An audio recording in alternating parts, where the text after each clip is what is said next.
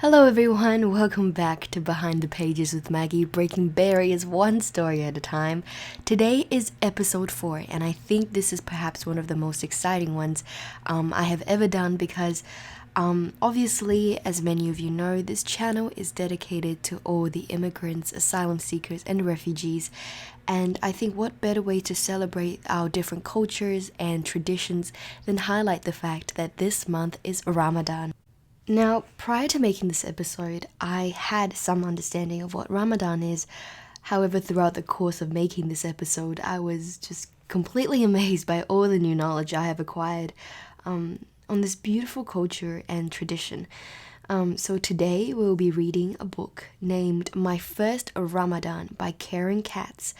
However, before we begin, I think it is important to share with those of my audience who may not be very familiar with this practice and just all the wonderful things I have learned. So here we go. So I have learned that Ramadan is taken from the word Ramad, which means that which is intensely or vehemently heated by the sun. And the word Ramda means the intense heat of the sun. And the Arabs changed the names of the months from the ancient language.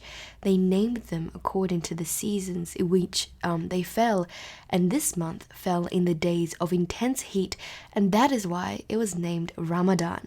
And this month was named Ramadan because it burns the sins of people with righteous deeds.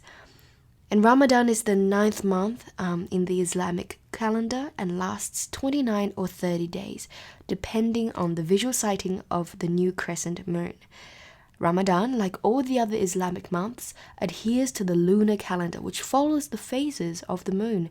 And since this is 11 days shorter than the Gregorian calendar, which follows the sun, it comes 11 days earlier every year. This means that Ramadan will occur in various seasons and weather throughout the years. Now, Sawm in the Arabic word is for fasting and is the 4th pillar in Islam, which is incumbent on all Muslim males and females who have reached the age of puberty and who are mentally and physically fit. Now, a person who fasts must refrain from dawn until dusk from things such as eating to drinking and smoking. However, there are many people who are exempted from observing fasting, people such as the elderly, the sick, or those who are on a journey. Now, fasting is an act of worship, so those who miss their fasts are required to make up the equal amount of missed days later in the year. So those who are unable to fast at all must feed a needy person for each missed Ramadan fast. And according to Al-Baqarah, every one of you who is present at his home during that month should spend it in fasting. But if anyone is ill or on a journey, the prescribed period should be made up by days later. As Allah intends every facility for you, He does not want to put to difficulties.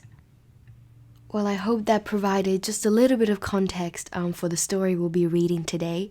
And as I've said before, the story today will be My First Ramadan by Karen Katz. And without further ado, let's begin. Look! There is the new moon in the sky. And now we will begin our holiday called Ramadan, a holy month for Muslims all around the world. For 1 month, Muslims will fast from sunup to sundown. That means they will not eat or drink anything all day long. This year I am bigger and I'll try to fast for the first time. Daddy and I read about Ramadan in the Quran, our holy book. We fast because it helps us to concentrate on our faith. It also reminds us to be thankful for all we have. Daddy leads us in a morning prayer called the Fajr. We pray 5 times every day. Muslims follow a religion called Islam. That means peace in Arabic. I go off to school for the day.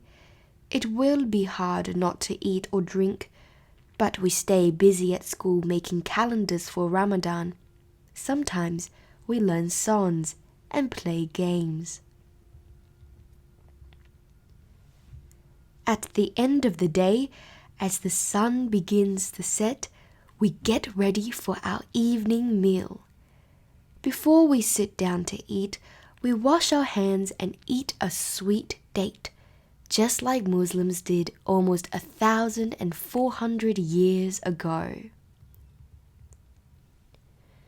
That is when the Prophet Muhammad first taught his followers to break their fast with a date and a sip of water.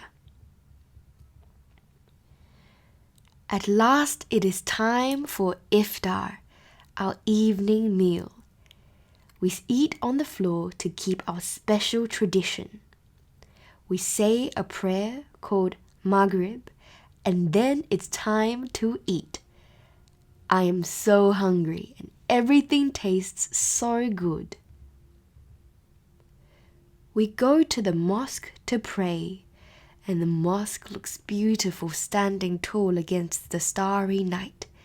It is like magic. And after 4 weeks have passed, I look up at the sky to see if there is a sliver of the new moon again. Yes, we all see it. And this means that Ramadan will end tomorrow. We gather the next day in the town square to celebrate Eid al-Fitr, the end of Ramadan. I see Muslims from Asia, Europe, Africa, Australia, North America, and South America. I go with Daddy to say the Eid prayer. We feel happy to be together. Mama and my sister pray together in a different room. When the prayer has ended, we say Eid Mubarak, which means have a happy and blessed Eid. At last, we have a party with presents and games. All my relatives are there. We are happy that we have celebrated another Ramadan together. Well, this marks the end of the story and episode 4 of My First Ramadan by Karen Katz. I hope you've enjoyed the story and have learnt just as much as I have on this beautiful tradition and beautiful culture. And of course, I wish that all the Muslim brothers and sisters who are committing to this practice all the best and well. Thank you so much for joining me for episode 4 of Behind the Pages with Maggie, breaking barriers one story at a time. I hope to see you soon next time. Goodbye for now.